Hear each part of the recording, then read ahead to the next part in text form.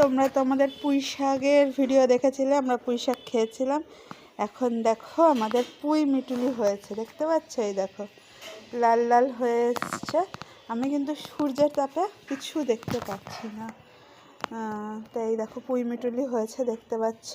তো আজকে পুঁই মিটুলিগুলো তোলা হবে, তো মা আসুক, তুলছে। বন্ধুরা, মা চলে এসেছে চাদর মুড়ি দিয়ে, কারণ ঠান্ডা লাগছে।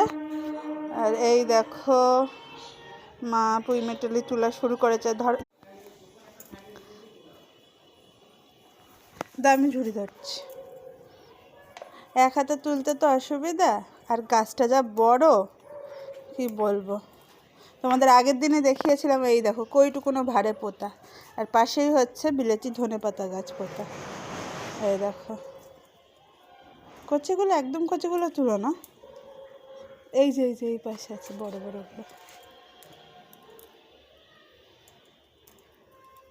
তা আমরা তুলে নিই, তারপরে তোমাদের দেখাচ্ছি কতগুলো হলো। ধরো তো একটু।